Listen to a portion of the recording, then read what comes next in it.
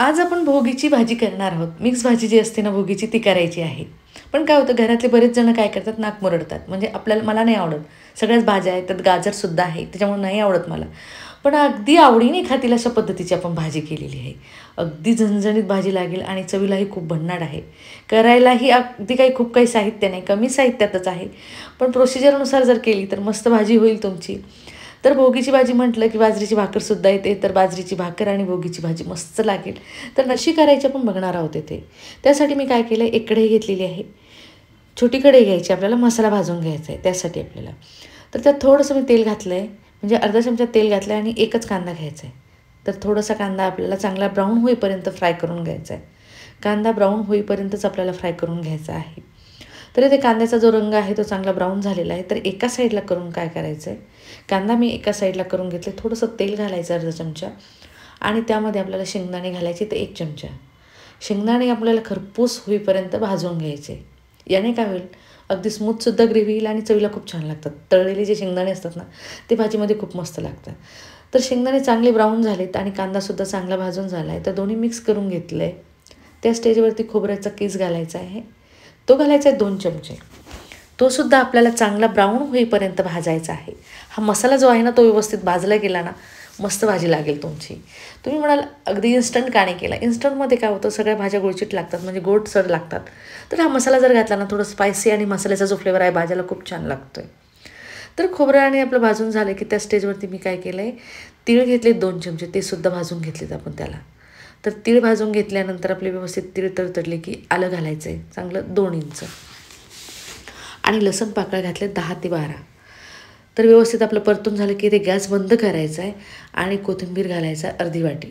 व्यवस्थित आपल्याला मिक्स करून घ्यायचं आहे आणि याला थंड होण्यासाठी कढईमध्येच ठेवून द्यायचं, कारण आपण गॅस बंद करून घेतला आणि कोथिंबीर जो आहे थोडासा थंड मसाल्याला लगेच करून घेतो आहे. तर आता काय केलं मी, थंड झाल्यानंतर मिक्सरचं जे छोटं भांडं आहे त्यामध्ये मसाला आपला पूर्ण टाकून घ्यायचा आहे, म्हणजे आपल्याला याचं वाटण करून घ्यायचं आहे.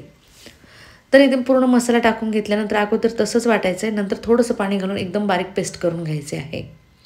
तर इथे व्यवस्थित आपली मसाल्याची पेस्ट झाली आणि मसाल्याचा स्मेल जो आहे तो खूप छान आलेला आहे. याच्यावरच आपली भाजी डिपेंड करते. तर आपली भाजीचा मसाला रेडी झाला आहे. एका ठिकाणी आपण भाजीचा मसाला करून ठेवतो आहे आणि आता आपल्याला भाजीसाठी घेतलेलं साहित्य आहे पूर्ण, जेवढं मला जे जे मिळालं ते मी पूर्ण घेतलेलं आहे. तर इथे पूर्ण आपलं साहित्य घेतल्यानंतर काय करायचं आहे, तेल घ्यायचं आहे 1 चमचा. त्यामध्ये आपल्याला 1 चमचा तेल घातलं की 1 छोटी वाटी जे आहे ते गाजर घ्यायचं आहे. गाजर यासाठी अगोदर टाकून घ्यायचं, थोडंसं परतवून घेतलं की लवकर नरम होईल, म्हणजे बाकींच्या भाज्यासोबत अगदी गाजर व्यवस्थित शिजलं जाईल. त्यासाठी आपण गाजर जे आहे ते अगोदर परतवून घेतो आहे. चांगलं 1 मिनटं त्याला परतवून घेतलं की लगेच बटाट्याचे कापसुद्धा घालायचे त्यामध्ये. ते सुद्धा चांगले शिजायला वेळ लागतो म्हणून ते सुद्धा लगेचच घालून घ्यायचे, म्हणजे जसं जसं भाजीपाला आपला नरम होईल तसं तसं तुमची भाजी एकसारखी शिजेल. त्यासाठी फ्राय करताना स्टेप बाय स्टेप फ्राय करून घ्यायचं आहे.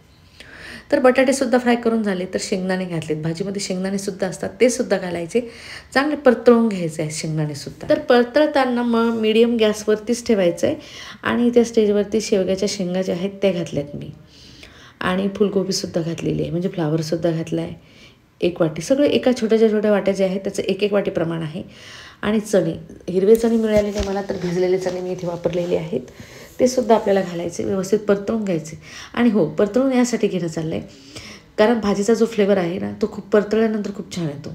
बीन्स ज्या शेंगा असतात ना त्या घेतल्यात मी 1 वाटी. तर आपलं व्यवस्थित परतवून घ्यायचं आहे आणि शेंगदाणे आपलं फ्लावर व्यवस्थित आपल्याला परतवून घेतलं की वालाच्या शेंगासुद्धा घ्यायच्यात 1 वाटी. तर हे सुद्धा आपल्याला परतवून घ्यायचं आहे. परतळताना फक्त गॅस मिडियम ठेवायचा आहे, जास्त फुल याच्यावर आपल्याला फ्राय करून नाही घ्यायचं, म्हणजे करपून नाही घ्यायचं आहे त्याला, नुसतंसं भाजल्यासारखं करायचं, त्यासाठी आपल्याला ते फ्राय करून घ्यायचं आहे. तर मटारचे दाणेसुद्धा घातले, म्हणजे वाटाणे घातलेत ताजे, ते सुद्धा 1 वाटी घालायचे आणि चवीनुसार मीठ घालायचं आहे आणि व्यवस्थित एकदा परत आपल्याला मिक्स करून घ्यायचं आहे. तर पूर्ण आपल्याला मीठ मिक्स करून घेतलं की काय करायचं आहे, मधोमध जो आहे तो भाग थोडासा मोकळा करायचा आहे आणि त्यात वांगी घालायची. वांगी जी आपण कापून घेतली ती घालायची आहे. त्याच्यावरती थोडंसं तेल घालायचं आहे 1 चमचा आणि थोडंसं मीठ घालायचं आहे.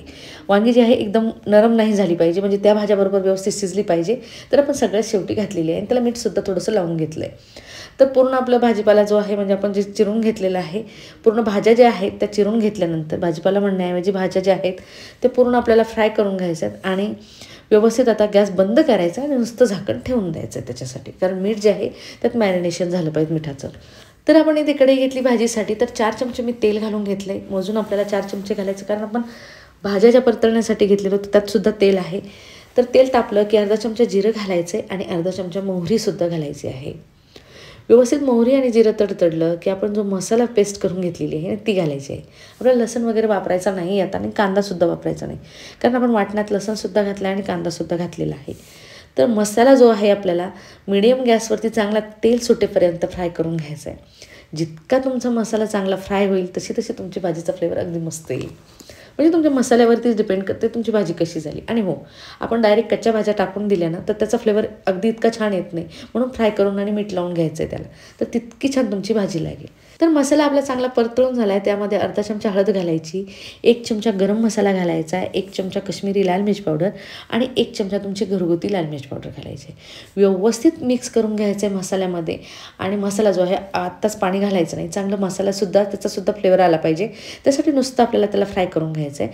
आणि गॅस मिडियम जर ठेवला तर मसाला करपणारसुद्धा नाही आहे.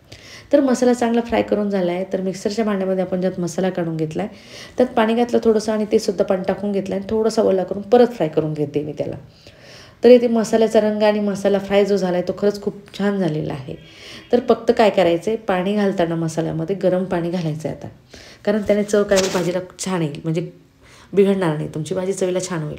त्यासाठी गरम पाणीच घालायचं आहे. तोपर्यंत मसाला चटचटेपर्यंत आपण जे भाज्या ठेवलेल्या होत्या तर ते बघणार आहोत आपण, चेक करू. चांगलं 80% भाजी शिजलेली आहे आणि आपल्याला बाकीची भाजी शिजवून घ्यायची आहे. तर त्यासाठी काय करायचं, त्या मसाल्यामध्ये ज्या भाज्या आपण परतवून घेतल्या त्या घालायच्या आहे. तर इथे पूर्ण मसाल्यामध्ये आपण परतवून घेतलेल्या भाज्या घालतो आहे. तर आता काय केलं आहे, भाज्या घातल्यानंतर मसाल्यामध्ये अगदी व्यवस्थित मिक्स करून घ्यायचं आहे आपल्याला. जितकं छान तुमचं मिक्स केल्या जाईल तितकी भाजी तुमची छान होईल. तर आता आपण काय केलं आहे, भाजी जी आहे मसाल्यामध्ये एकदम चांगली फ्राय करून घेतलेली आहे. फ्राय करून घेतल्यानंतर म्हणजे चांगले 2 ते 3 मिनटं फ्राय करायचं आहे. फ्राय करून झालं की त्या स्टेजवरती टोमॅटो जो आहे सगळ्यात शेवटी घातलेला आहे आपण, कारण खूप गाळ जर झाला असता तर टोमॅटो आपल्याला म्हणजे जाणवलाही नसता आणि दिसलाही नसतं. त्यामुळे काय करायचं, नंतर घालायचं, त्याचा फ्लेवरसुद्धा खूप छान येईल त्यामध्ये. तर आपलं टोमॅटो घालून झाल्यानंतर भाजी अगदी मस्त फ्राय करून झाली, म्हणजे टोमॅटोसुद्धा मस्त फ्राय करून झालेत मसाल्यांमध्ये. आणि आता आपल्याला आकाराने गरम पाणी घालायचं आहे. तर चांगलं मी 1 ग्लास पाणी घातलं आहे आता, आणि आपल्याला अगोदर मिक्स करून घ्यायचं आहे आणि शिजण्याच्या आकाराने नंतर परत पाणी घालायचं आहे. तरी ते व्यवस्थित आपण शिजण्याच्या आकाराने पाणी घातलं आहे. मसाला चांगला घट्ट आहे अजून, आणि शिजल्यानंतर खूप घट्ट होईल म्हणून आपण काय केलं आहे, परत थोडंसं पाणी घालून घेतलं आहे. अर्धा ग्लास 1.5 ग्लास मी इथे पूर्ण पाणी घातलं आहे. आणि चवीनुसार मीठ घालून व्यवस्थित चमच्याच्या साहाय्याने मिक्स करायचं आहे आणि त्याच्यावरती झाकण ठेवायचं आणि मिडियम गॅसवरती त्याला शिजू द्यायचं आहे. तर मधात आपण एकदा चेक करणार आहोत भाजी शिजली की नाही. तर आपण एकदा मिक्स करून घेतो आहे. थोडीशी पातळसुद्धा आहे, तुम्हाला पातळ हवी असेल ना तर पातळसुद्धा ठेवू शकता तुम्ही. थोडंसं गरम पाणी करून टाकायचं आहे.